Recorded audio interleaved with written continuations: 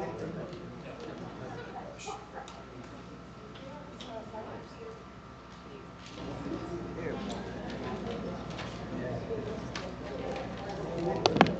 going to go ahead and get started, and we're going to let people come in as they get off work.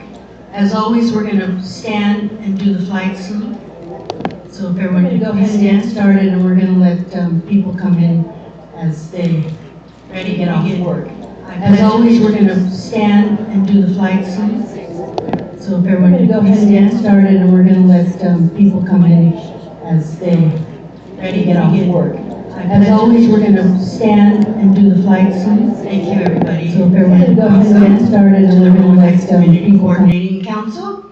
My name is Yvette Romo, and I am the president of the Community Council. Before we begin, I'd like to introduce the rest of my board. My first vice president in charge of programs is Brandon Macias. My second vice president in charge of membership is Maria Kramer. My corresponding secretary is Cindy Edwards. And my historian and all around everything is Charles Rivera. So welcome, happy holidays. If you haven't noticed, we have water, coffee, hot chocolate, tea, and lots of goodies. So please don't hesitate to get up and get something. The first thing we're going to start with is our community reports. And we're going to begin with Deputy Claudia Maldonado from the LA County Sheriff's Department.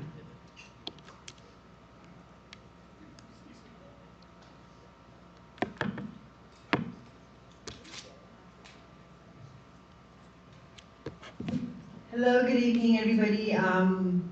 First of all, I wanted to introduce, this is Deputy Ray. He's going to be taking over Louis Denver's position. So he's been added to the team as community relations as well. And this is Deputy Han, one of our trainees for Rowland Heights and Walnut. He's been entered into the program with Deputy Denver for the amount of time he's with them. He's learning about the community, learning about community relations is one of the things that they've implemented now into our training program. So for the stats for the month of November, we had 1 carjacking, 1 attempt robbery, 2 assault with a deadly weapon, 7 domestic violence incidents, 13 residential burglaries, 45 vehicle burglaries, 14 business burglaries, 3 grand theft of property, 6 grand theft of a commercial building, 8 grand theft of catalytic converters, and 15 odds arrests. In our 45 vehicle burglaries, the stolen items were wallets, sunglasses, 25 laptops, AirPods, 4 cell phones, 3 suitcases, 3 purses, 2 power tools, 22 backpacks, 4 passports, and $15,071 in US currency. So as usual, as I talk about every month, please be cautious of what you're leaving in your vehicle. We are starting to walk the plazas of Rowland Heights and leaving these little pamphlets on your windshield if we walk by and we do see property in the window. So it's not a ticket, so don't call the station saying you got a ticket. It's just something letting you know that there is property in your car that we are able to see, therefore the criminals are able to see. We also had, on November 11th, we had a search warrant that was served at a Rowland Flowers, an illegal dispensary in Rowland Heights. They seized 150 pounds of cannabis edibles, 50 pounds of cannabis harvest flowers, 10 pounds of psilocybin, and recovered an undetermined amount of US currency, and 2 males were arrested. On the 4th of November, we also conducted a search warrant for a suspect who was shining a laser pointer at our arrow while he was orbiting for a crime. That is a felony, and an arrest warrant was submitted for that individual. We did have an arson, but we have a fire captain here who's going to talk to you guys about that. With the holidays approaching, please be careful of your shopping bags, your purses, and be aware of your surroundings, and make sure you leave your lights on at home if you're going to be leaving, just to portray that somebody's home. Advise neighbors that you trust that you will be going overnight, so they keep an eye on your property. We have some pamphlets out here that we're going to leave on the desk. about just a homeless guide that has phone numbers and some tips for the Christmas season. Anybody have any questions, comments, concerns? Thank you guys. Happy holidays. Thank you. I just gave it to you. I'm gonna turn it off.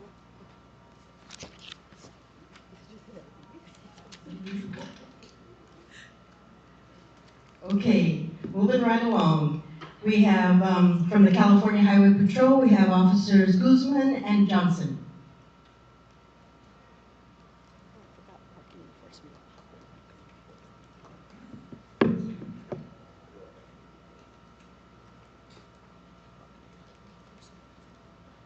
I'm not going to use it. Can everyone hear me? Perfect. All right. So happy holidays, everyone. Happy last community meeting of the year.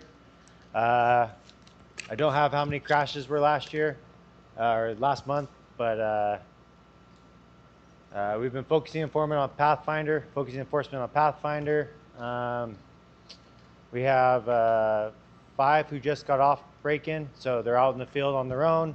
We have another 5 trainees who are in the current process, and then we have another 4 who report, I believe, on next week. Gavin has shown, I think we had the most cadets graduate this year. So I think like 780 cadets that graduate, so they're trying to push them out. They're trying to get out to the field. We're still a little bit understaffed. Lots of retirements going on. What else? Oh, we have Chips for Kids going on. So you can come by the office if you'd like to donate a new gift. Or if you happen to be in the Lakewood area, we have, do we have Puente Hills Mall? No, we don't have Point Hills. So Lakewood, if you happen to be in the area, we also accept donations over there as well. And then on December 20th, we basically close down the block in front of our office, and we have a big party basically, and we give out thousands and thousands of gifts. So if anyone wants to come and join the fun, then please come out that day. What else we got? You covered it all, actually. All right. That's mainly it. Any questions? Any complaints, comments? No? Nothing? All right. Well, happy holidays, everyone.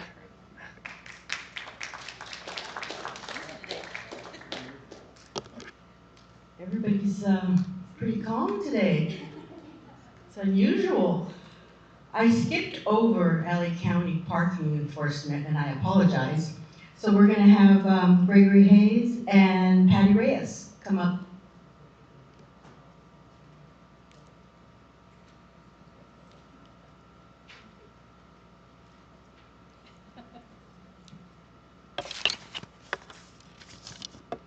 Hello, my name is Patty Reyes. I am with Parking Enforcement, LA County Sheriff's Department, and this is Supervisory Greg Hayes. He patrols the Walnut Sheriff Station area, unincorporated area. We wanted to provide you with some stats here for the month of November, and the highest violation is street sweeping with 309 citation count. The second one is unregistered vehicle, 153. And then the third one, failure to obey sign with only 31 citation count violation. Walnut Sheriff Station has 1 supervising parking control officer and 3 parking control officers budgeted. We do have 2 vacant positions at the station currently.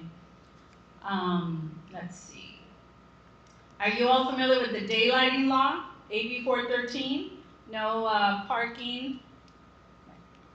Let me read it off. No stopping, standing, or parking vehicles within 20 feet of the approach side of the crosswalk or 15 feet of the approach side of any crosswalk with a curb extension.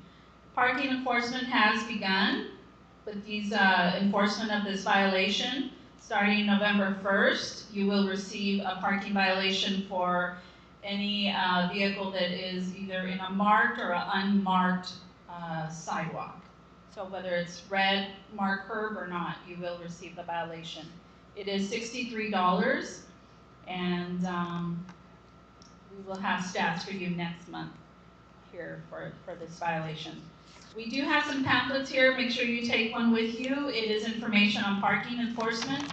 We are 24/7 operation. We are LA County, 16 stations throughout the county, patrolling unincorporated area, one of them being Walnut Diamond Bar Station. And we currently have you on day shift, and the PCO is also on day shift, correct? 6 to 6. And we do have some, what are they called? Requests for service today. If you're interested, please let us know if are there any issues in your area, and we will look into that. So if you need to address some concerns in your resident area, just let us know and we'll look into it. Anything else? Any questions about parking enforcement? Yes. Continually see your cars go by, including the sheriff's department, and there's cars parked on the street with 2022 tags. And they're never cited, they're never asked to move. I want to know why. Tell us where they're at. We have to check. Yeah. Are they in a specific area, or are you saying all throughout the station? In general, but on Calumet, there's 5 cars in a row.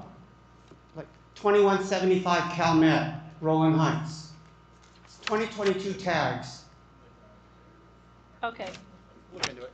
Thank you. Have you reported it in the past? Yes. You have. Yes. Have you called the station? Yes. Or have you contacted the port? I called the station. The station? Yes. Okay. Well, we'll have to look into that. There are different ways of getting a hold of the parking control officers. They're obviously out in the field. If you have an emergent need where you are being blocked, your driveway is being blocked by another vehicle, or there's a double parking where you can't get around the road, those are immediate concerns. You would need to call the station directly. But like expired registration, any other violation that isn't urgent, you can reach us by the Contact Us portal. You could go to LASD Parking Enforcement, and we will immediately go to that location as soon as possible. Do you only take care of Walnut area? This station, yes, the unincorporated area. If that's happening in Rowland Heights area, you're not going through that area then? Calumet is unincorporated. Is that what you're talking about? Rowland No. Heights Yeah, is unincorporated. Rowland Heights. Yeah. Yeah, so you are going through Rowland Heights The area as well? unincorporated area, Okay. yes, Okay. in Rowland Heights. Okay, that's all. Thank you.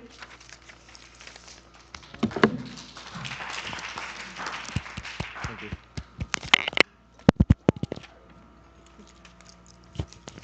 That's okay, thank you.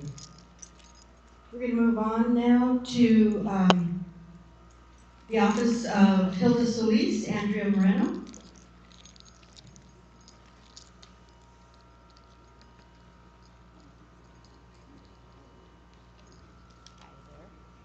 Thank you, Yvette. Hi, everyone. I feel like I missed you. I missed last month, and so I kind of was anxious to be here today. So thank you again for just being here. I know it's the holiday season, but very proud of all of you that continue to come out and try to get updates from the county and from all of the county agencies. I have three main things for you today. The first is for those of you that are with a nonprofit organization or are connected to nonprofits, there is a new grant that is made available by the Department of Mental Health. And so this is Los Angeles County Take Action LA County Community Grants. So it's an RFP process, but nonprofit organizations, folks with tax ID number that is 501c3, are more than welcome to apply. And it is an early intervention, otherwise called PEI funding. And it is seeking organizations to partner to support residents during May for Mental Health Awareness Month in 2026. So the grants will be provided to support community events that promote mental health awareness and well-being. So the information for the grant I will leave at the front in case you or one of your partners is interested. There are several steps, but the application submission deadline is January 1st, 2026 by 5 p.m. So that is one opportunity coming up for our CBOs. The second one is the LA County Office of Violence Prevention is having a listening session. So the Office of Violence Prevention was created to assist the Sheriff's Department and our other law enforcement agencies in the county better support community through essentially violence prevention initiative. So they have done a report, it's been several years now, so they're looking for feedback and for ways that people are interested in engaging with this office. And so they are having an input session coming up on December 11th from 1 to 3 p.m. and it is a virtual opportunity, so you're more than happy if this is something that interests you, definitely come to the webinar to learn about what they're working on and to share your thoughts about what else this initiative can do to help Rowland Heights and our other unincorporated communities, address violence. The next thing I want to share with you, similarly, I'm not sure if some of you have heard, right, but there was a Measure J funding that the board has been utilizing to support nonprofits with work in many different communities across LA County. So with Measure J, there was an administrative error that occurred, and now the departments are working to fix that issue. So, and there's some folks that have questions on this, and so they have created several working sessions to engage with the public on where they're at with fixing this administrative error. And there is an in-person meeting on December 17 from 3 to 5 p.m. at the Sunkist Library, which is not too far from here, just on the other side, of the 60 freeway. So I have those flyers for you as well in case you're interested in coming over to that. And then lastly, the Office of Child Protection, which is not an office that is commonly known, but it's very important to the County of Los Angeles and to ensuring that children, get the funding that they need from their parents and other services as well. So this office actually does provide a lot of support and resources, but like I said, it's not a widely known office. So the information session that they're going to have, that they're having actually this month and last month, our session for the first district already happened in West Covina last week, but there are still virtual sessions that you can get involved with. And the Office of Child Protection, right there, their goal is to talk about what does child and family well-being mean in LA County. As they are an obscure sort of department in the county, they want to, again, engage with community, especially those that have different needs when it comes to children and adoption and services, as well as foster kids. It's a whole gamut of special populations that are served through this office in the county. So that is why the Office of Child Protection is gathering to talk to the public about child protection and child welfare and child resources. And so there's a lot of organizations that we have here in Rowland Heights that care deeply about children and about their families and about the support systems and what they have and they don't have and what are the gaps. And so I know some of you, I'm sure either you already know about this and are plugged in, or this is something that I've heard some folks being interested in, so happy to leave those flyers as well. So those are the announcements that I have for you today in terms of engaging with county services and the current topics that we're that we're working on. I also wanted to tell you that we've been going to the different holiday in the park events. It's been beautiful to see the community at our local parks. The library also has had some events, and so I know Parks later on will share more specifically about what's going on in the area. But I have to say, you know, we have been working also, not just here, right, but across our district, in the first district, with sheriff stations, with YLs, even with CHP. It might not be Santa Fe Springs, but we also cover, some of our San Gabriel Valley area is covered by the East LA station and also the Baldwin Park station. And so, we are trying to find toys, and so I'm really happy to see the Rowland Heights Community Coordinating Council today also making an effort to ensure that children this holiday season, don't go without. And so, great work on that, Yvette and team, incredible. Okay, so that is it on my end. I don't know if I have time for questions.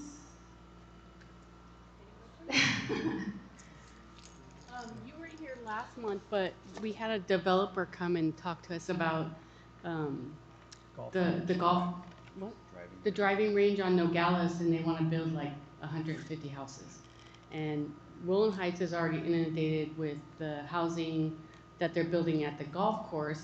And so we're really concerned about jamming so many houses into this small community. I know there's a law that was passed that housing is detrimental to the people, but unfortunately we in Rowland Heights can't house the whole country, and it seems like that's what they're allowing it to happen. And Hilda just rubber stamp stuff, and we're at the point where it's getting to the point where we're tired of it.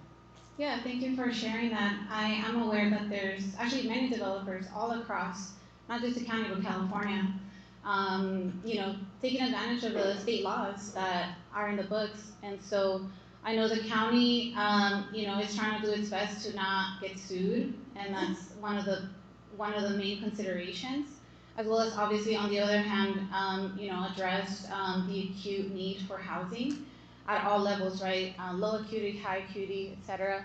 But I definitely hear your concerns, and I appreciate you bringing those up, because it's helpful for me, right, to take that back to my office and to share how the community feels about these developments. It's not a housing crisis. It's an income crisis. We can't. A young couple can't afford to live here. Yeah. So I mean, I can't afford to live here. Yeah, exactly. And so it's not a housing crisis. It's an income crisis. We need to figure out how to get people in jobs that they can afford it. Yeah, I mean, if you want to talk about jobs, Supervisor Solis has been a champion. Honestly, she was literally the Secretary of Labor several years ago, and that was her main initiative and her main focus when she was Secretary of Labor was to create youth jobs, green jobs, jobs that come with the new sectors that are budding up, right? There's a lot of youth, especially in the county. I mean, I was talking about the federal level. I mean, you all are hearing what's going on at the federal level, and that is the main way that jobs are affected is by federal grants. And so the job pipeline is a huge deal. And when you stop funding job placement, job apprenticeship programs, job readiness, right? Even youth at work, which is a huge program supported by the supervisor. I mean, you can ask Parks Department how many youth jobs they're trying to create, because we've been pushing for youth jobs here at the county. The county is a huge way that we can build a pipeline of jobs, but unfortunately we can't do it alone, right? It takes all levels of government working together. And so that is something that Supervisor specifically is very worried about. She's working with Cal Poly Pomona, with Cal State LA, with Rio Hondo College. These are just 3 off the top of my head colleges that we have here in our area that she wants to make sure that she continues, right, to work on job creation, and not just any job, right? Because I mean, we can send everybody to work at Walmart, and that's not really gonna help anyone afford a house. The real jobs that she's always pushed for are union jobs, jobs that pay well, jobs that, our LASD department has, jobs that CHP has. I mean, recruitment for this, for these units and for these departments is top priority, because it's not just public safety, it's also job security, right? It's ensuring that people have good jobs. And so I hear you on that. I'm very passionate about it, because I wish I could afford to live in Rowland Heights. But I think it's true. Not everybody can. If it gets to a point where we feel like we are the outcast and we start having to move because we can't handle the 20 people that live, on both sides of us, plus the 15 that live in each of the houses, around us, and it's because they can't afford it, so they have to live like that. Yeah, it's a crisis. And what about the open space? You said that they were talking about houses, want to build more houses. What about some open space? They've taken everything. Yeah, I mean, it would be amazing if we got developers knocking on our door saying, "Hey, I want to build a free park." That would be incredible. I mean, I'm gonna put that on my Christmas list actually. I hope that Santa hears me. Well, the thing is, the government doesn't own all of the space here in Rowland Heights, right? So there's private property owners that privately sell their land to maybe the highest bidder. Maybe they don't want to sell at market value. They want to sell above market value. That's not something that the county decides. That's something that, for example, if you're a property owner, what would you say to me if I told you, hey, your house is in a really good location. Can I have it because I want to build a park? That's not what I'm talking about. I'm talking about the open space that we already have, like the golf courses. The golf course is a private development. I'm It's still a private, talking. the Over by golf the course post is a office. private. Over by the post office, they're also taking that space. Up on Valley, they're taking that space. We have no more open spaces. None whatsoever at this end. Okay, well, I definitely hear you, and I wish, again, that, developers would sell to us, or not developers, but owners would give away land. That would be nice. What are they gonna do with La With the Puente Hills Mall? What are they gonna do with that? What is City of Industry going to do with the Puente Hills Mall? That is a great question. I think different people have been asking for many years, even decades. I think we hear that sometimes they have offers, right, to some folks purchase like a section of it, but then they sell, and then, so there's a lot of moving parts from what I understand. I'm not 100% briefed into what the City of Industry is doing with. Because at one time I heard that they were gonna turn it into a college. Wow. A college. Maybe that's a But great, that would be an awesome. Yeah. I would love that. I mean, I don't know. Oh, is there any more questions? Because we have to wrap it up. What can we do to try to prevent the development of the golf center in Rowland Heights? I mean, short of talking to the owners, right, that own. Are the owners selling it, or were they approached by developers? So owners of land are approached by probably different offers, and some of those may or may not be developers. And my other question is, have there been traffic studies? Because Colima is almost impassable on the weekends anymore. And with losing Royal Vista to homes, it's going to be really difficult to get around. Have there been studies on the traffic? So traffic studies have been conducted along, like, in the scope that it pertains to a project. So, for example, for Royal Vista, there was a traffic study done, and there was a report. Some people may or may not agree with that report, but a report was conducted for that specific section, right? So if a new developer, proposes to buy, and then they have to go through an entire process of traffic studies, you know. Would it be safe to say who did the study doesn't live in the community? No, the traffic study would be conducted by the County Department of Public Works. So, you know, it depends how Again, far they don't along in live the here, process. so they don't have to deal with the congestion it's gonna create. Yeah, right. I think you're right. I think it's important for people to read and stay engaged through the process. So if a developer is proposing something, maybe they bought the land already, it's already theirs. This is hypothetical, but maybe they bought the land and they are saying, this is what I want to do. I think the best way for the community to stay engaged is to continue to bring those folks to the meetings, right, so that they can share their progress and what they're doing, and so you can share your feedback, and maybe you fight for mitigation clauses, or hey, fine, I hear that you're moving forward with this. This is what we would like to see. But if there aren't any workable sort of like middle ground ideas, right? That's when I think sometimes people try to steamroll us and they're not listening to some of the things that we might want to get out of having a development in the area. So again, who do we contact, or what can we do to try to prevent the golf center being developed?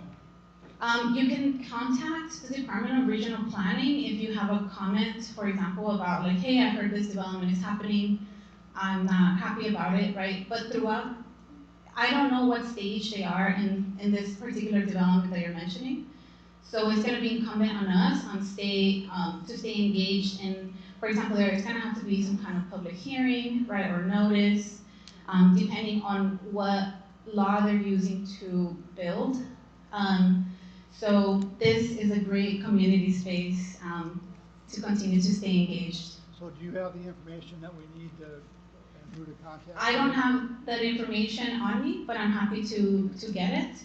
And then I can share with Yvette so she can share with the rest of the group. Can I take?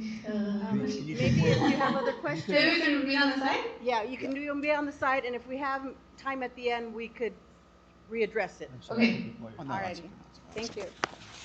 I know I'm with you in the housing crisis, I'm with you on the traffic study, and what Andrew is trying to say is Royal Vista had a traffic study for that project.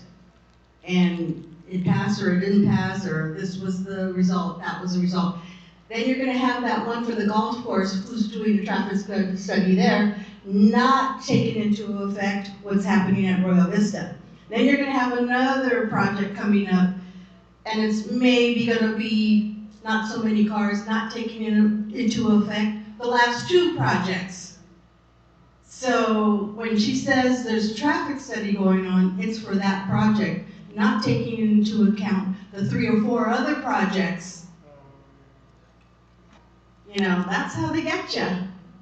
And so we need to be vocal all the time.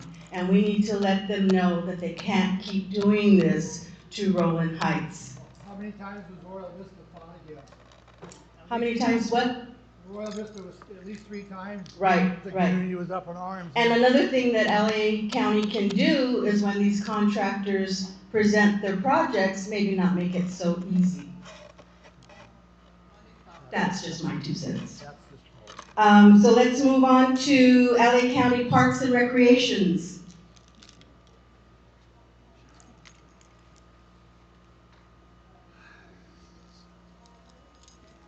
How's everybody doing this holiday season? I'm glad you guys are here. You guys could be out Christmas shopping, but you guys are still decided to be here with the community, so that's a good sign. So we're in our holiday season, and so we just wrapped up our Thanksgiving last month. So we wanted to say thank you to Hilda's Felice's office, which provided us with turkeys that we raffled off at our harvest events last month, and also helped fund our senior luncheon that we had here for those that were able to attend. I'm glad you guys came. Also coming up, we have our Christmas events. Our Christmas events, we have like different types of activities for the kids and for families. We usually have like raffles and toy giveaways. And so those are coming up is this Wednesday at Rowland Heights Community Center here. I'm sorry, it's the 10th from, this Wednesday the 10th from 5 to 8 p.m. And then at Rowland Heights Park, it's Thursday the 11th of this week from 6 to 9 p.m. And Carolyn Rosas Park, so Wednesday of next week, the 17th, which starts at 3:30 p.m. So we hope you guys can come and bring your families and enjoy the Christmas spirit.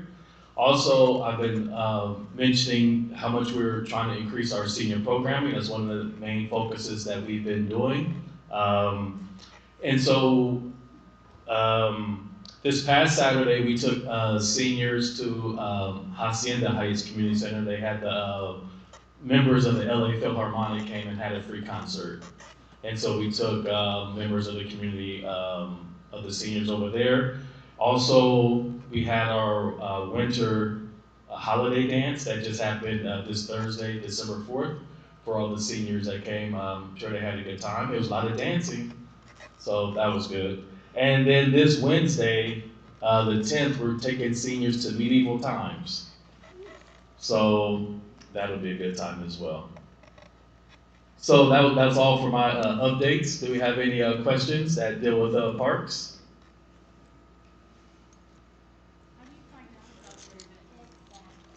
Well, a lot of our supervisors post them on the Rowland Heights Buzz. We have a lot of flyers and banners around the community. I guess my question would be, what would be better ways do you think we could promote our events better? When I've tried to find them on the website, it's like you have to drill down so far to try to find it. And Yes.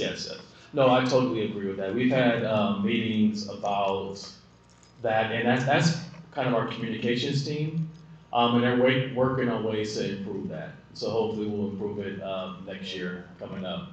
But that's honestly, it's a little better now than it used to be, because it used to actually not be on the website at all. So now it is on the website. But if I'm being honest, the problem is that because these are county parks, and the county is so big that sometimes if you're like in this area, if we're just being honest, you don't care what happens on the other side of the county, right? And so that's what kind of makes it a little difficult, because you have to sift through all this information or other parks or other areas that kind of doesn't deal with this area. So that's kind of the problem that we have. Okay. Let me have the guy. Are you using the electronic sign down here to announce any of these events? When you say electronic, you talk about that's on the corner? Exactly. Yes, well that sign is specifically for this park, so for the events for this park, we do use the sign. So all these other events that you've got going on aren't on that sign? No, because some of them, even though we take seniors or different people over there, they might technically happen in Hacienda Heights, or they might technically happen at another facility.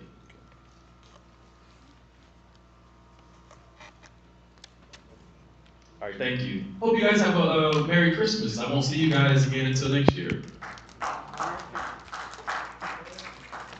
Thank you.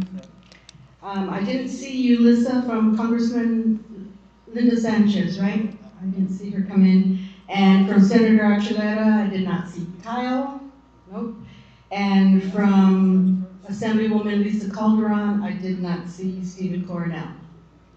Right. Okay. So we're going to move on to the LA County Library. Adrian Romero.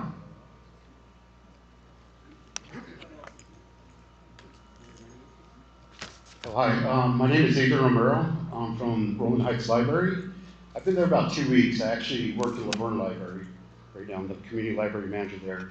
But I want to introduce a few events that are taking place at Rowland Heights Library. Well, this is an online program. It's from December 15th to January 12th. LA County Library will be holding an online winter reading club for all ages. Readers are challenged to read for 400 minutes. For prizes, children and teens will receive a book, and adults will be in a drawing to win a Kindle Fire. And to register, you would just go to our website at lacountylibrary.org, winter reading. And I also put some flyers on the table if anybody's interested. And on December 16th at 6 p.m., we'll be holding a gift wrapping event where people can come in and wrap their gifts. Refreshments will be served and supplies will be provided by Friends of the Library. And on December 12th at 4 p.m., we'll be holding a winter solstice celebration for children ages 5 to 12. They can hear stories and create an art piece related to that special day. And these are a few of the programs that will be taking place at Rowland Heights Library, but you can also find more at our website, lacountylibrary.org. And I also dropped off the calendar if you want to look at all our events that are taking place in December. And I want to mention that the library will be closed at 5 p.m. on New Year's and Christmas Eve, and will be closed on Christmas and New Year's Day. And so that's all the announcements I have for today. Does anybody have any questions?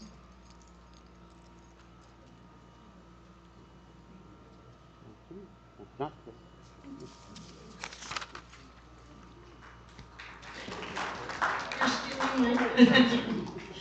Thank you so much.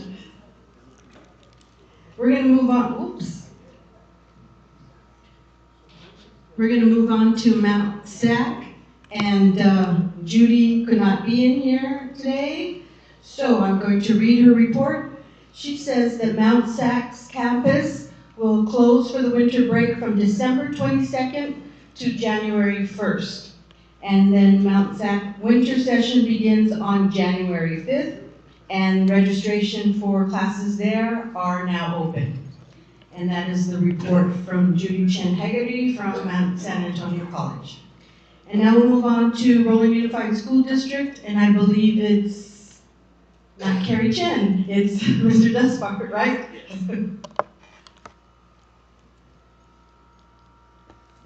Yes, Mr. Chen was here earlier, but he had to leave down to Irvine, so I'm going to share a little bit on his behalf. My name is Kevin Despard from the Rowland Unified School District. I'm from the Human Resources Office. So just a couple announcements that I wanted to share on his behalf. We wanted to thank our community for the generosity in supporting our USD families in need with two big district events. The David and Malcolm Family Resource Center organized our annual Adopt and Shop event, where community sponsors adopt families and provide gifts from their wish list. This year, more than 100 families will enjoy the holidays with gifts and needed supplies. In addition, with support from our employees, the community, and our partner at Walnut Valley Rotary, 150 families receive fresh dairy and produce, a turkey, and canned goods to prepare a holiday meal. In addition, an additional 25 homeless families will receive grocery gift cards to provide that for the holidays. The RUSD Holiday Basket event will bring together the Rotarians and student volunteers from the Interact clubs at Walnut High School, Diamond Bar High School, and Rowland High School, along with ASB leadership from Alvarado Intermediate, Sheldon Elementary, Santana High School, to help assemble and distribute the baskets. I wanted to invite the community to a couple upcoming holiday concerts. This Wednesday at 6:30 p.m., Alvarado Intermediate invites our community to wear your favorite ugly sweater or holiday outfit and enjoy the holiday performance Under the Stars by the band, orchestra, color guard, and choir, and guitars. Dress warm and bring a blanket to be cozy in the amphitheater at Alvarado. Tickets are $5 and children under 5 are free. In addition, RUSD, the winter concert at the RUSD Performing Arts Center at Rowland High School at 6 p.m. on the 17th. So please come by and enjoy an evening of beautiful holiday favorites performed by the Rowland Unified String Orchestra and Chamber Orchestra, the Oswald Academy Band and Orchestra, and the Ibarra Academy Band and Orchestra. A couple other quick announcements. Winter break, our schools will be closed for the winter break starting Saturday, December 20th, and will reopen on Monday, January 12th. And I know it's only December of 2026, but we're already planning for enrollment for next school year. So please note that enrollment for the 26-27 school year begins January 20th, 2026, and information on TK or K enrollment can be found at rowlandschools.org. That's all I have. Any questions or anything I can clarify? Thank you for your time. Well, I do have a quick question. I'm sorry. Oh, yes. I think, sorry. Over the weekend, I think it was LAUSD that said that they had a drop in enrollment because of the immigration rates. I was wondering if there's anything that Rowland Unified knows, if that's something that they're either planning for or that they've already seen the data, if it's impacting or not? Sure, sure. Yes, so we planned a lot over the summer, before the school year started. We were anticipating, what the impact may be on in our community, and fortunately, it has been pretty minimal.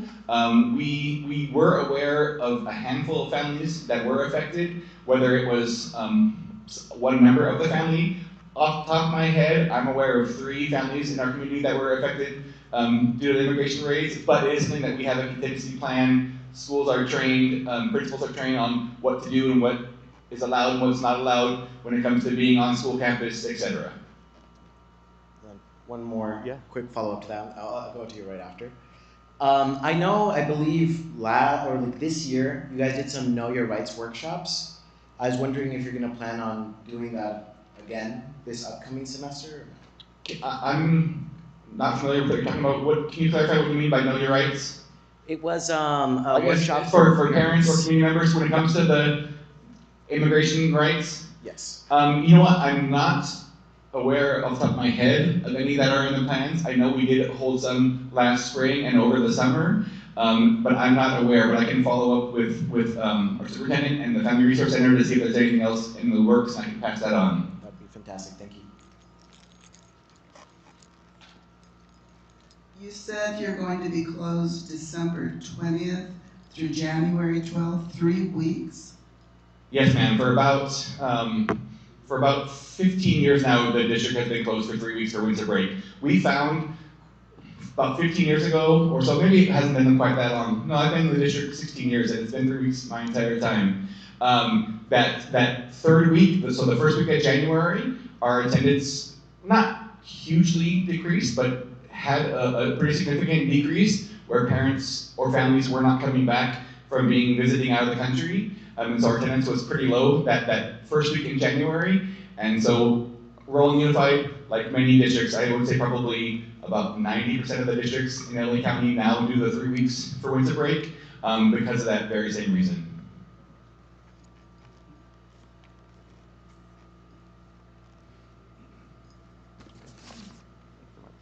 Thank you. I'm with you with that 3 weeks. I was 30-some years with Montvalley Unified School District, and I loved my 3 weeks, and I was so happy that Rowland only had 2, so I got a whole week without my kids. And then they started with the 3 weeks, and that was really a bummer.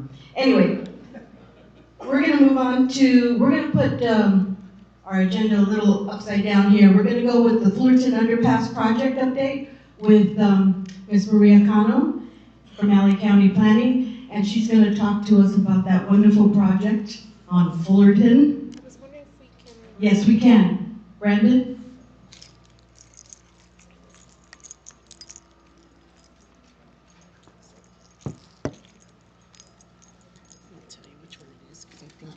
She's gonna get a disc ready. Is it this one?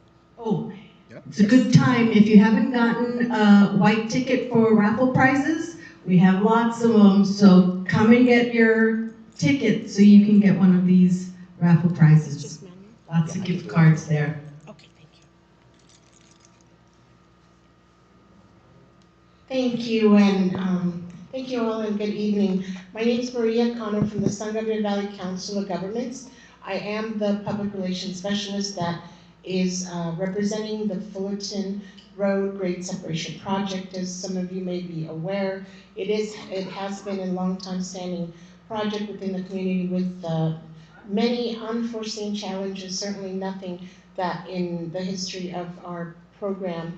This is actually the 17th of 19th underpasses. So while each is different because each is associated to a different part of the San Gabriel Valley, this one pretty much ran the gamut when it came to the challenges, whether it was COVID, materials, labor, or contractor. But having said that, the point of tonight is to give you an update on how that project is going, and we'll start with our first page. This is just to familiarize yourselves again.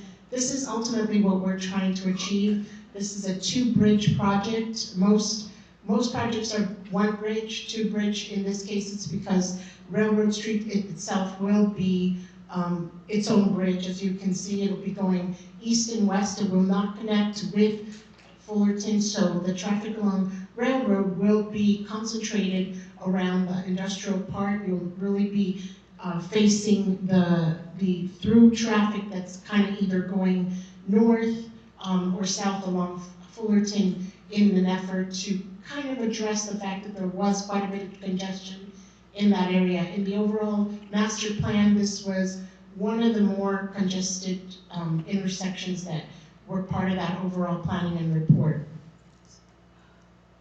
This is an aerial view of just the immensity of how that project is going to change the landscape once completed. Currently, the project is 88% completed with completion date anticipated for summer 2026, next year. This is sort of a view. The last time I was here, I shared with you that we had completed one of the bridges, and therefore what you see here is the actual main track running, train running on the main track. So that has been set, and the cutover was done where the train was changed from the temporary track to the permanent. This is the permanent track it's running on.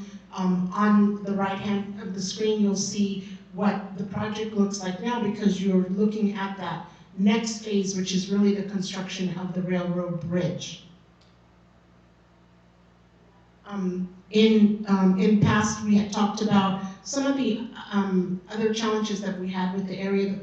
That particular section of probably about 2 to 3 miles is very much concentrated with utilities running along those paths, which is obviously in the best, in planning, it's one of the best ways without having to impact regular traffic. Some of the major utilities are actually concentrated along this path. So of course, we ran into not only existing utilities that needed to be relocated, but utilities that needed to be protected within their space. And this was one of them. And so the last time we were here, we talked about that one gas line within that area that needed to be protected in place. So that meant that the actual utility wanted us to add a little bit more protection before we laid out the permanent track.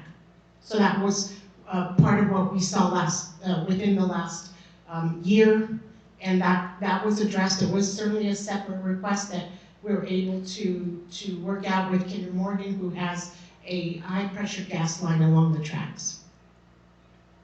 And that's just another view of some of the work that it encompassed in order for us to protect that gas line in place. I wanted to share this with you because I wanted to give you a sense of the integrity that's necessary for us to be able to build that second layer, not just the second bridge, but just the pillars that will firm up the retaining walls along the underpass. So this is some of what you're seeing here. And it's kind of a really quick video of panning out into kind of what our work area looks like right now. And you might not see it from Gale. I do get some calls from folks that indicate they don't see the work because it's really happening on the other side and underneath. And we do have very strict safety requirements and regulations that prohibit us from even ourselves going through the under area of this work area. You have to have certain permissions, certain credentials to be able to get some of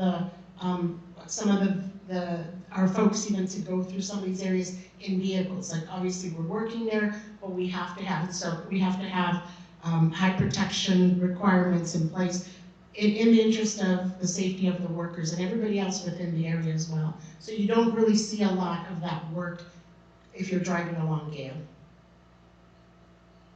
This is our contractors team framing what will be the future Railroad Street Bridge. Again, a little bit more of that framework and what it looks like now. We did have, as you all know, a few days of heavy rain, but that you won't be able to see. That's underneath, and that, as always, does create a little bit of a puddling because we're not fully constructed out for the absorption of that water until we're fully built the project and all the drainage mechanisms are in place. But at least at the bottom, it's not as fun, but from the top, we were still able to continue work because we weren't working on the bottom part. But that's what it would have looked like, us protecting some of the area for that weather, expected weather, so that it doesn't saturate, because weather days do impact our ability to be able to go in immediately and start doing work. So a lot of that work before rains is a lot of prep work that's required by the contractor in order to be able to ensure the area is going to be maintained and won't limit them from coming back to that area to work, and it shortens that wait period. So that was some of that. You probably saw it out there. It looked like we were canvassing the whole thing. This is, again, a framing shot along the shot of the actual train running on its main track, which obviously it's a huge feat, because you're literally you're now looking at what the train will look like from Fullerton. There will be a bridge on my left-hand side that will be a pedestrian bridge that edges up against that retaining wall. That bridge is within a few months of being put in place, so you'll see it very soon if you're traveling along Gale. And this is just east looking west along Railroad Street. So we have quite a bit of partnerships and direct conversations with our neighbors, as we do have some indirect impacts, especially with Ecolab. So we've worked with them to negotiate an entrance point for them separate from Railroad so that we can pave out that road. You're looking at our pump station. If you're familiar with these pump stations, they're basically going to be how we maintain water flow underneath what will be your new infrastructure and area. So if not for these pump stations, with every one of these projects, you would be flooding that underpass. So this ensures that there's no water that seeps up to these areas. Along the way, we're ensuring that we are not leaving our local businesses out in the dark as much as we can. We are a public agency with public projects, but we do work with them to try to give them some support, as small in some cases as it may be, but it is helpful to some. In this case, and with this project we've done from individual advertisements to broader campaigns. This is just one of the campaigns for this year where we've gone out and we've done focused campaign ads through social media or print media. And we kind of change it up. But it really is, as soon as there's a new business, we kind of give them sort of first spot, and they prefer social media. This was actually a social media campaign to bring about interest in the local businesses within that project area.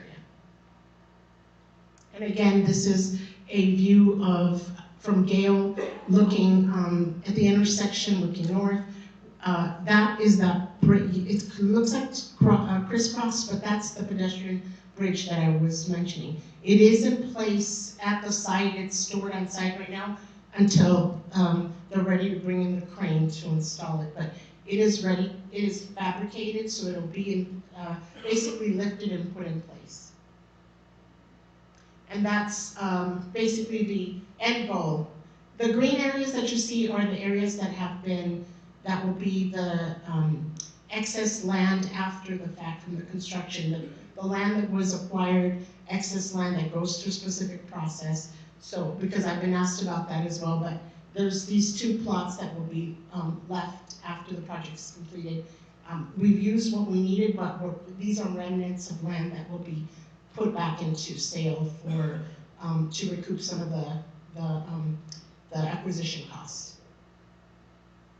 And my information, if you check out our website, we also offer, I don't have that specific information, but we also have information on our website on the 5760 project, so I know that we're all anxious to get that one completed as well.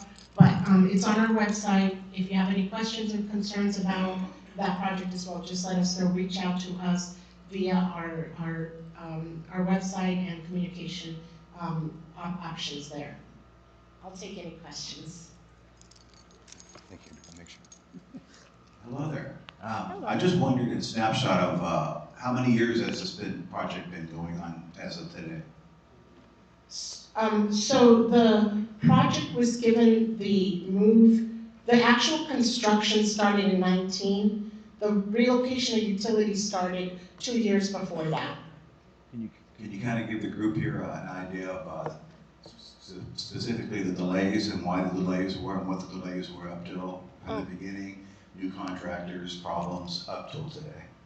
I've kind of had this presentation to the group a number of times, so I'll reiterate what we've said before. With this particular project, our challenge was at one point a difference of opinion as far as constructability with our contractor. And that is a whole evening of conversation as to how those go back and forth. But when you're dealing with public projects, you're tied into a contract that offers protections for both the contractor and the agency.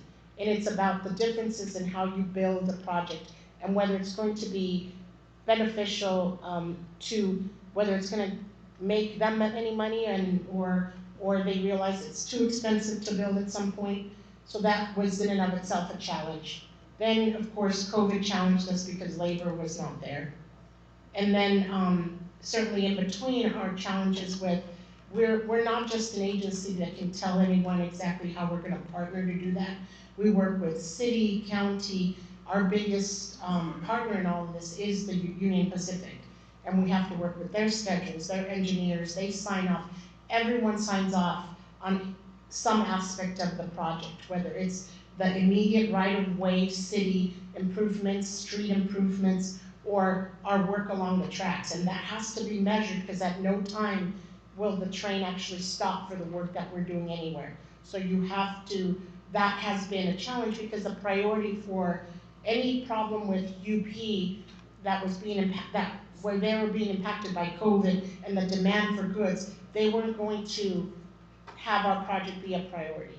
So that added some of that to it on top of the labor issue and COVID and our challenges there and trying to perform the job of whatever remaining work we could perform with the restrictions that we had at the time.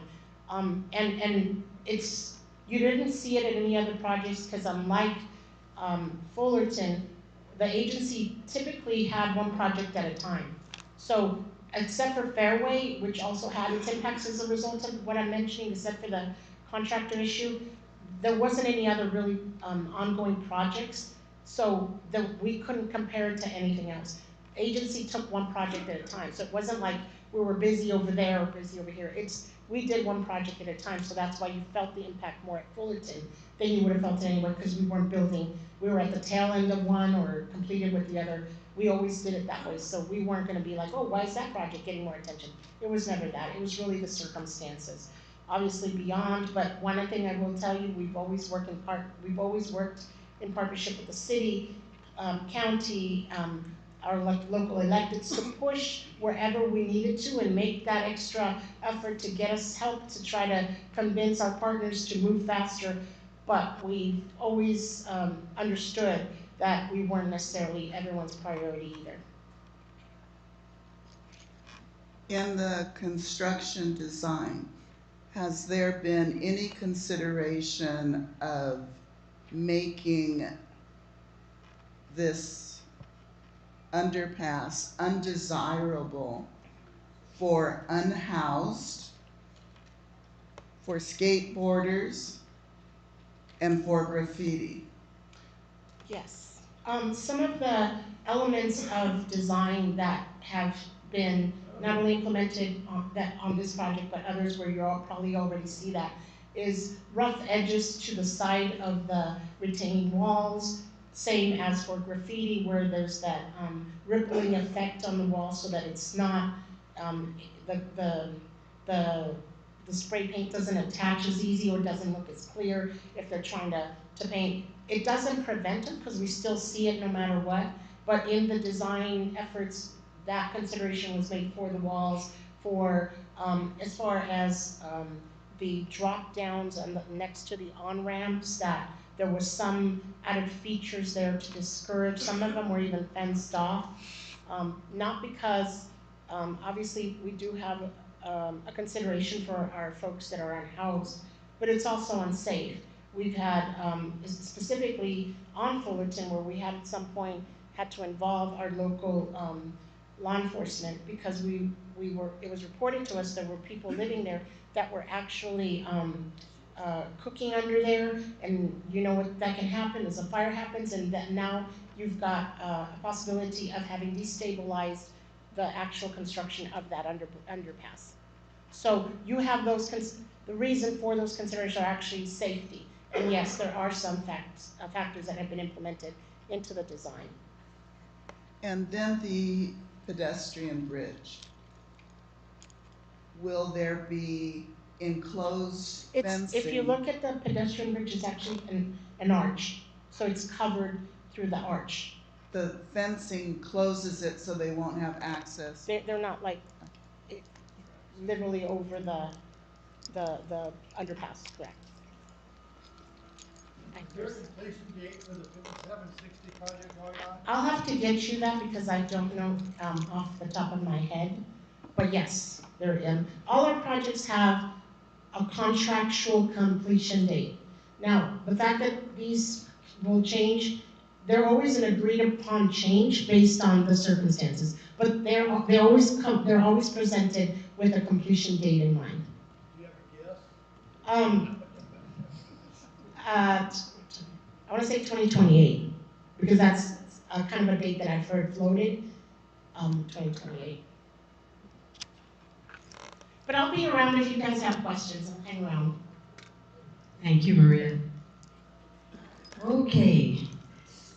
We are going to move along to the host program, which is the Homeless Outreach Service Team. And we have Deputy Nava, Deputy Sanchez, Sergeant Capes, and Fire Captain Richuelas.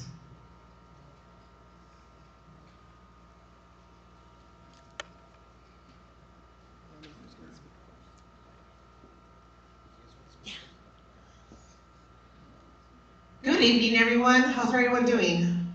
Good? Who's ready for 2026? Yeah? No? Well, my name is Yesenia Ortega, and I have the pleasure of introducing and speaking about the host teams. The host teams, as mentioned, is the Homeless Outreach Service Team. And what that is, it's a program that is a collaboration between the Chief Executive Office with the County Homeless Initiative, the Los Angeles Homeless Service Authority, LAHSA, our partners with LASD, and our partners with DPW, the Department of Public Works, and last but not least, our partners with Los Angeles County Fire Department. And what we do is together, our host partners address encampments within county flood control facilities or in unincorporated LA County roadways with a person-centered approach. So what we do is teams engage with individuals living in encampments. Outreach connects with individuals to vital resources such as housing, healthcare, mental health services, treatment for substance abuse, and any other services that they need to support them towards their journey from off the streets to into housing. At the same time, we're addressing encampments by alleviating sanitation impacts related to the encampments. And before I move on to how we do this, I do want to give a chance for our partners to talk a little bit more about their role within the host program. So I'm going to pass it over to Sergeant Cobus to speak more about LASD's involvement with this. Good evening, everybody. I'm Sergeant Matt Coppice with LA County Sheriff's Homeless Outreach Services Team. Just wanted to first say to all of you, thank you for being here. I really do appreciate the community coming together to make sure that their community is safe and have some sort of neighborhood watch to keep an eye out on their community. So I commend all of you for being here tonight. Thank you. Additionally, what I do is I oversee the East Host Team. We have 4 teams within our host program within the Sheriff's Department. We have a North team, a South team, a Central team, and our East team. And each one of those specific teams oversees, mirror the regional patrol, or patrol regions. And each one of the deputies within the team have a liaison coordinator at each one of the patrol stations. So for an example, Deputy Nava right here, Eric Nava, he is the liaison from our team to Industry Station. Deputy Sanchez in the back, he's our Temple liaison deputy, and then so on and so forth. Our team is rooted in a 5-step process: identification, assessment, outreach, and a posting, a 2-week posting, and a cleanup. And together we partner with our partners from the CEO's Homeless Initiative and the Emergency Centralized Response Center, the ECRC, to connect those that are on the streets, that are homeless, with those vital resources. Our team is trauma informed, and we are a humanitarian mission as opposed to an enforcement mission. So we're really out there making those engagements, connecting with those folks that really need the services and need the help. And we've had, to date, 100% success in start from an encampment of 5 or more to a full cleanup and to placing those folks that are on the streets. And we couldn't do it without our partners.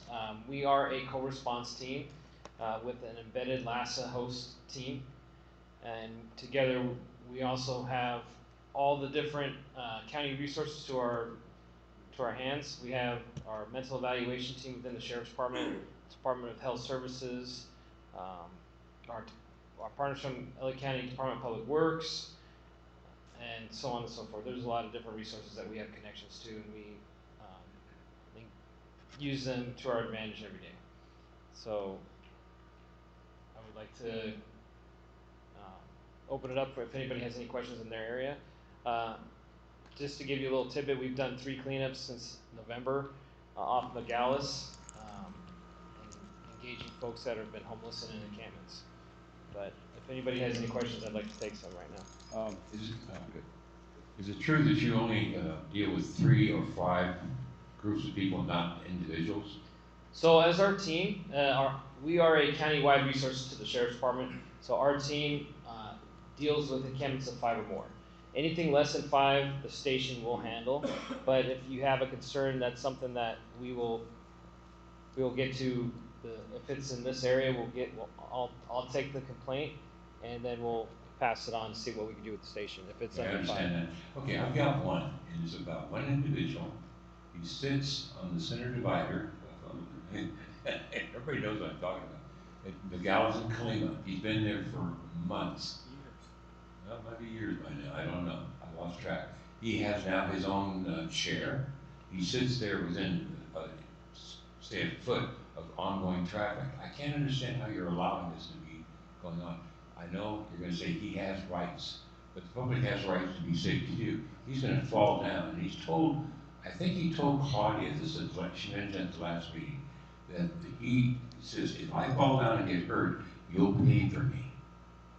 That's their attitude, and I understand you're not dealing with one person at a time, but the ones that are in our community right now, they're ones and twosies. They're over there by that Asian market in the evening, along where the food carts are.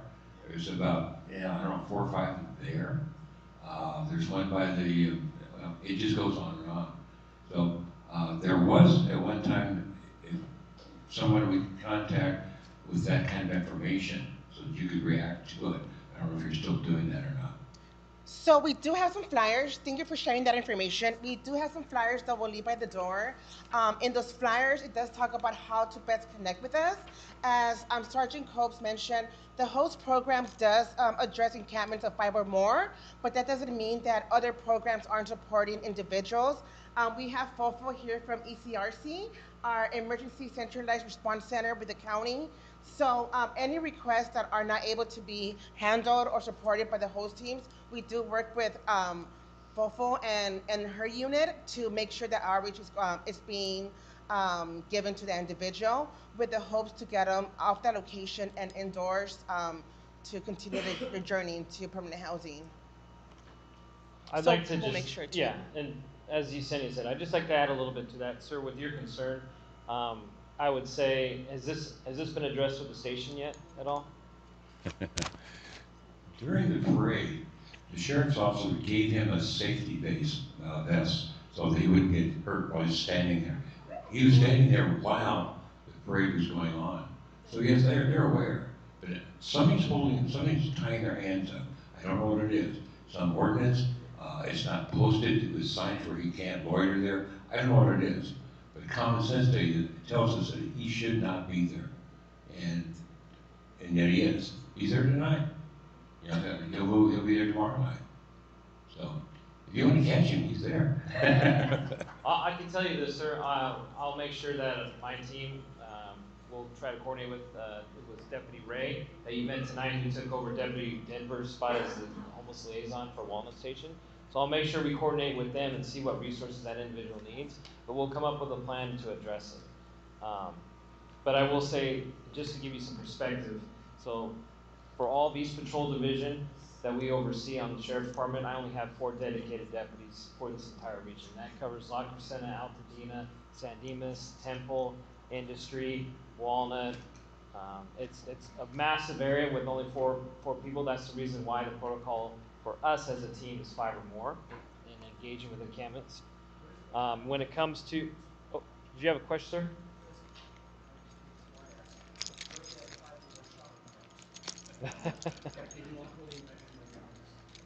Unfortunately, because it's, we're talking about property versus actual persons, but. Is it their property?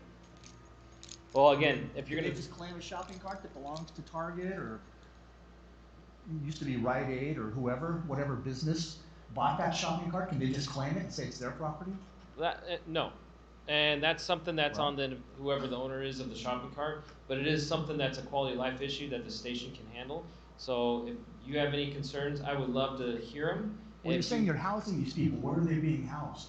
So that's where we coordinate with our folks from the CEO's Homeless Initiative in LASA and the Emergency Centralized Response Center. Where's that at? The ECRC is located downtown, and our partners are located with us. We're regional, all over the county. So, that's good.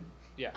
And when it comes to these particular issues now, I know for you and your community, this happens all the time. It's hard for us to see a lot of this kind of stuff that's happening. I know the station is overburdened, and I don't know if you've heard, if any of you know this, but the department as a whole is down 2,000 deputies. And each patrol station is working at a 30% deficit. Deputies are being drafted and overworked, and I'm not trying to give an excuse to our department, but I just wanted to give some perspective so that way you can kind of understand like what these deputies go through on a day-to-day basis and how much work they're being tasked with without enough personnel to assist and support. So it's a mixture of retirements. You have a lot of, if you go back 20 years, 25 years, we had a hiring freeze. So when there was a push for hiring, there's a big group of people, then there was a hiring freeze. And then, 5 or 7 years of hiring freeze, and then finally start hiring again. Well, 25 years ago or more, now you have all those people that are retiring. The new deputies that are coming in are seeing, incentives at other stations, at other departments, and lateraling. So there's a lot of issues right now that our department is plagued with when it comes to personnel. We're kind of in a personnel crisis. So I really just wanted to highlight that a little bit. I know we're kind of getting off topic a little bit, but I wanted to give some perspective to you community members. Right now, this is perfect, and that's why I started off with, my introduction when I talked about all of you being here and taking, ownership of your community and being that neighborhood watch and addressing those concerns and coming to these town halls and letting us know where your problems are. Really, I mean, that helps us the most, especially for our team because we're not burdened by a station line level where they're being drafted and stuff. Our team is flexible. We're not working call to call. We have, a specialty, and this is what we do. We do take your concerns, and we can address it with the station. And that's why I brought Deputy Nava and Deputy Sanchez here. It's something that we do want to hear, and we do want to help and support. So if there's a way with the program leader here tonight, if she can, take some of your concerns and write them down, I would love to take that and take it to, my team. And Also, that is mental health issue as well. yeah, that mental health is always an issue when it comes to these folks. Take him, put him somewhere, but he will come back again to the same corner, because I've seen that happening where they take him, try to help him, and Right. they feel more comfortable being on the street. Whether we think it is the right thing or the wrong thing is out of our hands, because mentally they're not prepared to be on their own. Right, and it's there's a lot that goes into it. Mental health is huge, drug abuse is huge, but that's where we tap into our partners who can provide those substance abuse, programs and be able to get them connected. And then with mental health services and with our department has its own mental evaluation team where it's a deputy partnered with a Department of Mental Health clinician, DMH clinician. So we do have one that's embedded in the team to be able to address those concerns. I know Yesenia can add on to that. And then as part of ECRC, the Emergency Centralized Response Center, one of the things that makes it unique is that we have representatives from every county department. So in that center, we have someone from public health, from the substance abuse control and prevention unit. We have someone from the DMH department. We have someone from Military and Veterans Affairs. So because homelessness is a multifaceted issue, it's not just homelessness itself. It takes a group to offer background services to really address each individual unique situation. And I know there's been questions about how to connect to us. And in the flyer, there's two apps that you guys can use to report encampments.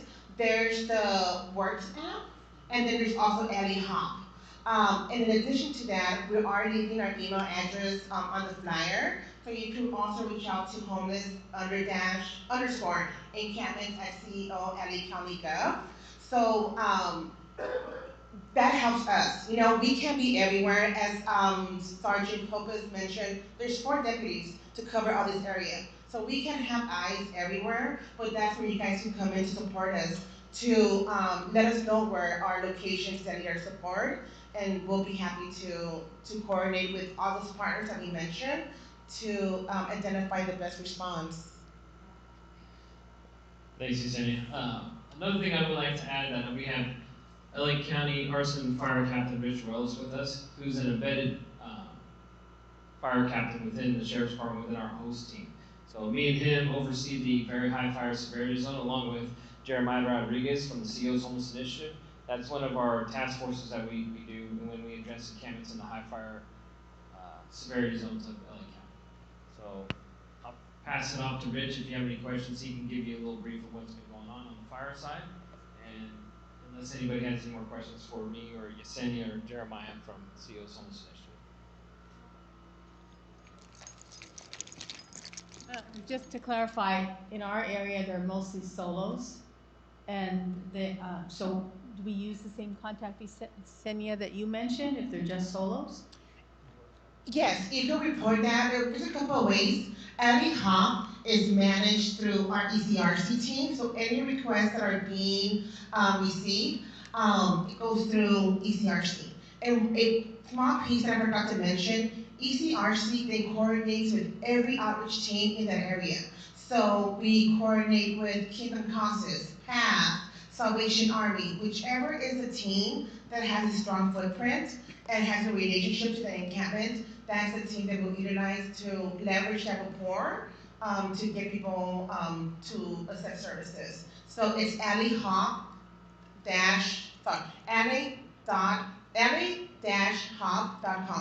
and it's on the website here on the flyer. Thank you. Someone else had a question over here?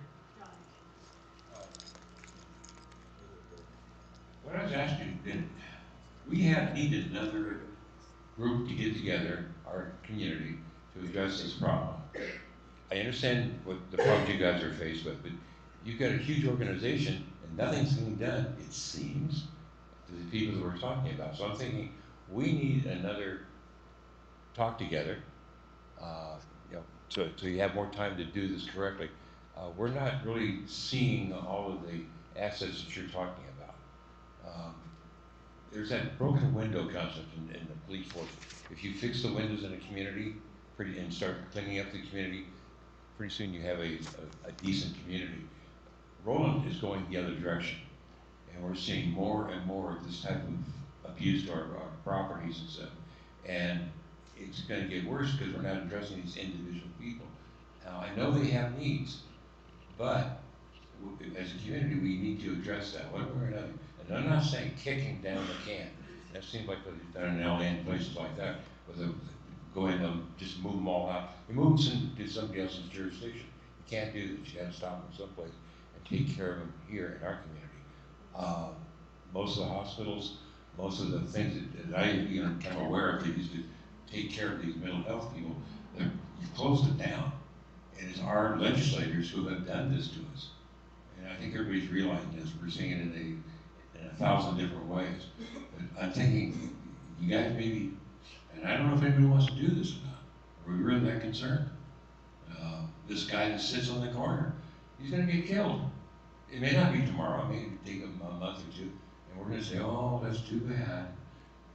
But we could have done something about it. We should have done something about it. You know, I go to a church, and I'm thinking, we're serving 165 families, 500 individuals for food grant. There's got to be a way to solve this problem, and we have not found a solution yet. So maybe you can organize this another group, we sit down and we can brainstorm it, and get people involved into it again, because that's what it's going to take. We've got the neighborhood watch. That maybe might be the thing that they could use to kind of pinpoint where the problems are. But they're out there, and they're like, you know, there's one person, but then there's two, and there's three. They congregate, they know each other. You get 4 or 5. Well, then you're a bailiwick. So that's what I'm saying. But it's John, right? Yeah. John? All right, John Bell. Okay. I sit on the Rowland Water District. I hear you loud and clear, and I'll tell you, we'll make sure to make contact with this individual this week and try to figure out what resources, what we can do. Like I said, no, I totally understand. I'll get the deputy that coordinates on our host side with Walnut, which is Megosa, and we'll work to find a solution. And I hope to your, well, I understand that, sir. And I hope that to what you had said, that if we have another one of these town halls, we'll have a solution by then. And I really do feel that we will. So at this point, let me just pass it off to Captain Rich Wells with fire and let him give you a brief, and then if you have any questions. Thank you all for your time. Everybody hear me okay? Yeah. I tend to be the big mouth firefighter, so I'll just keep without this. So listen, I've been assigned to the host team. It's been a pleasure for me for the last 2 years to represent LA County Fire on this team. I'm the first person in LA County Fire to be assigned to another department to work in the capacity as a fire investigator. So I am a fire captain with LA County Fire. I do have a specialty of being an arson investigator, and I was brought over on purpose to investigate homeless on homeless fires, whether they be RV fires, brush fires, encampment fires that were being maybe not investigated to its fullest with the county fire sheriff department. And so it's fallen on me to address these issues, and I have.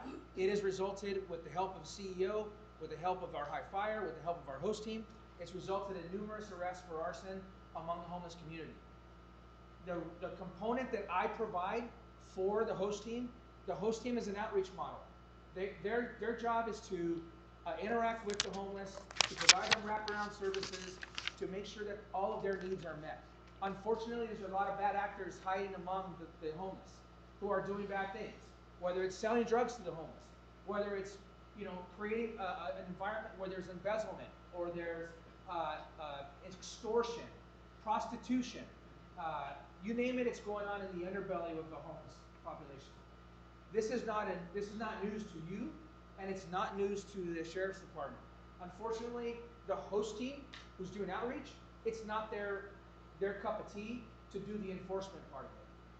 I've been brought on to, and having said that, it is the local station. So you should be calling Walnut Station for everything that you are complaining right now to them. I'm not saying you're complaining in general, but the things you're bringing up to this host team, you need to be just as active as Yvette would say, and blow up the station.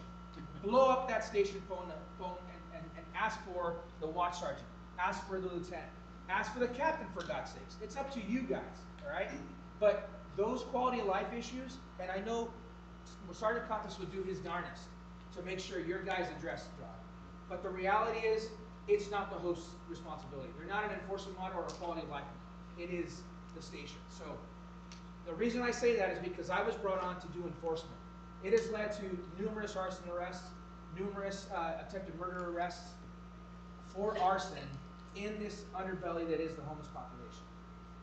Your frustration is my frustration. Your frustration is Yvette's frustration. Your frustration is CEO's frustration. ECRC's frustration. You're not alone, and I know you're here to voice your opinion, but you have to understand that we're all operating under constraints that we have to go through, and we're making a difference. The difference may not be obvious. The difference might not be to your satisfaction always, but I'm telling you that based on how many RVs have been stored, how many people have been housed, how many people's lives have changed, how many people have gone from homelessness to a good functioning member of society, it is working. It is slow, it is small, it is a microcosm of the general population, but your frustration is known, and these people are making a difference, okay? And I'm speaking on their behalf. They didn't ask me to do this, okay? But I'm the big mouth firefighter, so that's what you get. Secondly, the role that I serve is to engage with these individuals and try to find out who the bad actors are among these individuals. In your particular area, in the last month, there were a couple fires on the border, Fullerton Road, Harbor Side, Vantage Point, I think it's called. There were a couple fires on that brush, and somebody was arrested and detained and investigated.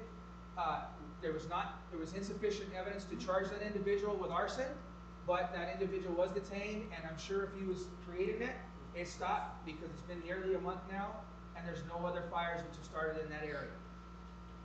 On Saturday night, unfortunately, there was a fatality fire that occurred on Nogales and the 60 freeway. I'm not allowed to discuss the results of an ongoing investigation, but I will say there's an investigation going. Unfortunately, a young female was found deceased in a homeless encampment fire in that area. That area is particularly, whether it be the on-ramp, off-ramp of Nogales, or the freeway side of Nogales, these homeless issues are being addressed. What I will say is this: I'm the guy that always encourages you to make sure you complain, okay? And I'm going to tell you to complain. I know we have a CHP back there. They're the enforcement of the freeways and the freeway sides and all of that. It's not something that they particularly do very often, but ultimately, law enforcement for the Caltrans easements falls in the CHP. So in addition to making that call to Walnut Sheriff Station, call Santa Fe Springs CHP. Hey, this is what's going on. It is your property. If you have a problem with it, you can't handle it, then you call Caltrans. And you tell Caltrans that they're loitering, they're habitating their property. Once they start hearing your voice, and you got a great radio voice, John, you should be doing some KPFI or something like that. Podcasting, all right, good. So, it is working. We are doing it. Those are the problems that I'm addressing in your area, and I will continue to address. If you have any questions for LA County Fire, any questions for me as an arson investigator, any questions on my role in the host team, now's your chance. Love it. You guys are awesome. I want to go home too. Thank you. The only thing I do, something that you said. I didn't ask you, Yvette. Ask them. The only thing I want to say, when you brought up the point that there's an underbelly of criminal activity, not all of them are mentally incapacitated. Some of them are very smart. They're making money off of the other homeless. And I say this only because where I live, there is a retaining wall that goes to the street and then a fence to my house. And I would not have known that there were homeless living right on my property and my neighbor's property had I not decided to rebuild the fence. So for a period of 2 or 3 days, it was all open because I was redoing my pool. And I had to build a new fence. And there comes this gentleman from one house to the next house, and we're like, what are you doing? Well, I was told I gave money so that I could stay at this place, which is my property, is being sold because there is about a 2 or 3 foot gap in between the retaining wall that sits up 6 feet. So if you're walking there, you can't see over, and my fence. So people sell the spot to other people. And there are people who are making money and selling spots. So what she's saying is absolutely correct. It's not something that's unknown to us. There's just like this is run, and this might be educational for you guys. This is run just like any other neighborhood. Any other neighborhood has your local drug dealer, your local guy who's renting out properties, renting out spots for whatever it is. In this case, make no mistake about it. If somebody's selling drugs to these people, they have to. It's their territory, if you will. And just like a property, it's somebody who's managing that property. It's no different. It's not. I know you guys don't want to hear that that's occurring in your community, but that's a reality. And it's stuff that investigators know. It's stuff that these cops know, and it's something that you need to. I mean, it's a fact of reality what's going on here. We are trying, and with time, we will address every encampment in the area. It might take a while. It might take on the calendar for a year, for 6 months, whatever. But I'm here to tell you that things are being done. You don't see it. You don't see it obviously, but over time things are being done. Any other questions for them? Is the Quality Inn over off of Fairway by the freeway being converted to a homeless facility? I don't know that to be true. I'll pass it on. What was the question? The Quality Inn over on Fairway by the freeway. Is it going to be used as a homeless hotel? That Quality Inn was during COVID when they were moving all the homeless from downtown areas, and they were relocating them, and Rowland Heights got lucky, and we got a whole Quality Inn worth of homeless housed at that Quality Inn. And they wanted to do the same thing there that they're doing with the Motel 6 in Hacienda Heights, where they took that over and now it's an unhoused building site. It's vacant now, but they were talks of doing the same thing with that Quality Inn. But those were the homeless people that they brought, and they were supposed to go back, but they liked it here, so they stayed.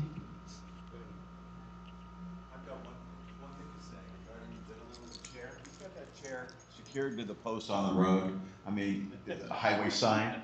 Take the chair. If he puts another one, take the chair. Puts another one, keep taking the chair. So he can't afford chairs anymore. Sergeant Coppis is going to talk to the station level. Easy, Bonnie. Yeah, that's something like I said earlier. We will get in contact with the station. We can put some pressure on them along with our team, and 9 out of 10 times that station already knows that problem, and so we can develop a plan with them to figure out, hey, let's just solve the problem. I can't speak on a lot of different judicial things, but obviously there has been some movement when it comes to prosecutions and stuff with the DA that has will make some progress as time goes on to where these individuals making these criminal acts will be there'll be more penalties against it. I can say that if that makes sense. Like I said, I'm not trying to get political here, but we are on another side of things where with the DA's office to where we'll probably see some more problem solved when it comes to criminal aspect stuff. So in these particular situations, we'll make sure we orchestrate with the station to get it handled. And this is a perfect venue, just so you know, make sure that we're aware of it, so that we can put some pressure on the patrol station. So yes, absolutely. Thank you, everyone. Just have a good night. Thank you.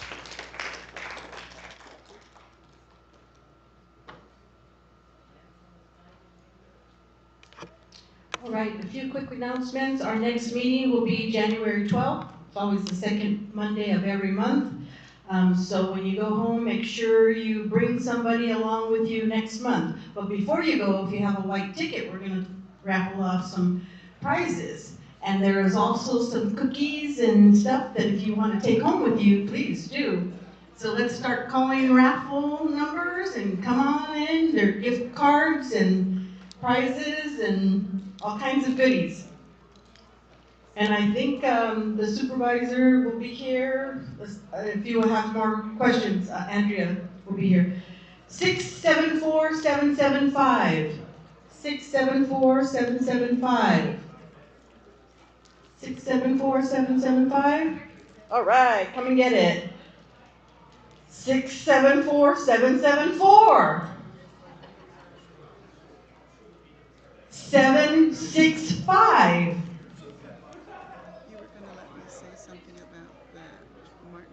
Oh, I'm sorry. We had one more person who's going to do a couple of announcements. I forgot. Here you go. Martin Luther King holiday is January 19th. On that Monday in West Covina, the NAACP is holding their 27th celebration in the West Covina Civic Center. You're all invited. I hope that you'll turn out. We are the San Gabriel Valley NAACP, so that includes Rowland Heights. Please come. Thank you very much. Make sure you stop by there. 762. 762. And we have 760. 762 and 760. And 763. Merry Christmas. Go ahead. Yes. 763. Did 763 give us one? 763. And we have 761. 761. 770. 777.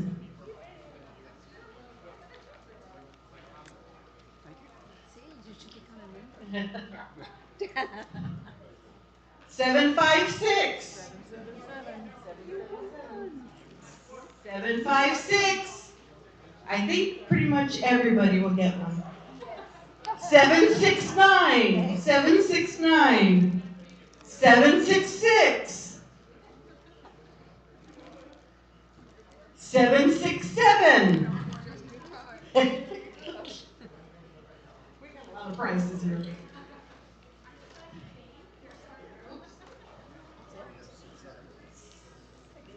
759. 776.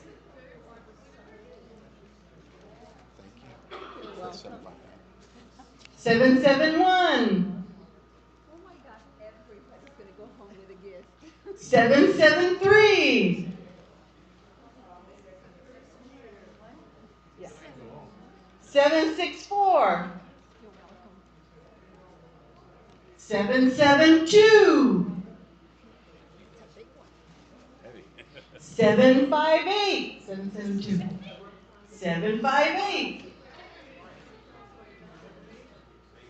Everybody gets a prize. And that's what I said. You get a car, and you get a car, and you get a car. Did you? 758. That's it. 768. 757. Yeah, yeah. You should bring you Those a are Mustang. 757. Thank you. Who is here that did not get a prize? If you're here too, we'd like to take a group photo. So if you want to be in the photo, come on up. Come on up and be in a photo with us. Yes, come on up. If you'd like to be in our group photo, come on up. We're going to hold a banner and everything. We have a banner. We're going to hold it up and everything. Should I move this out of the way? Okay. Anybody else want to be in this picture? Come on up. Come on up if you want to be in this picture. Come on. Come on, come on, come on. Who's going to take the picture? Who's going to take the picture? Okay, he's going to take the picture back there. Let me give you my camera, my phone.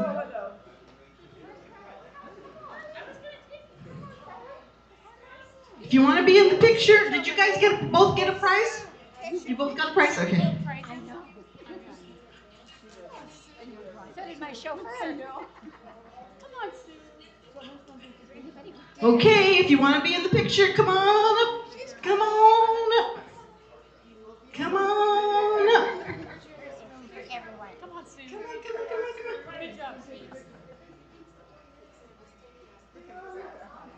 Don't hide. Did you get all of us? Yeah, take several. Of course. I looked up the website. Hey, Brandon, make sure.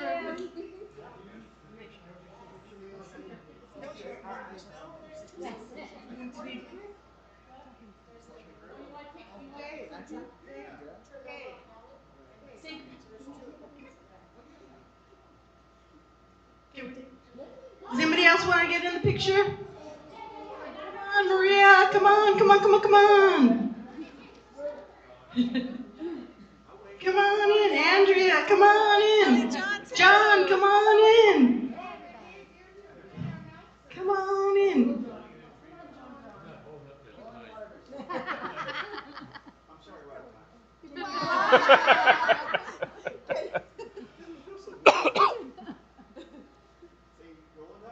Rowland Heights. All right. Who here did not get a prize? Did not get a prize. Did you get a prize? Here, take a prize. Here you go. Take a prize. You take a prize. Yes, take a prize. Take a prize. Maria, you got a prize? Did you guys get a prize? Take a prize. Take a prize.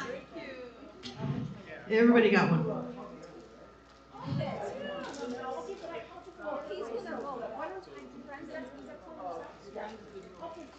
send it to you right now. Brandon, here's yours. I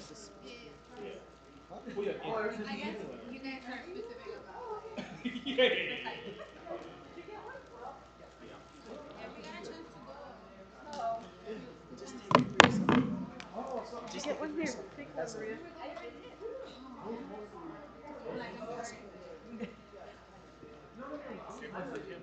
Oh, save one for Kim. Save one for Kim. Okay, then we got to clean up to get out of here. If you're not getting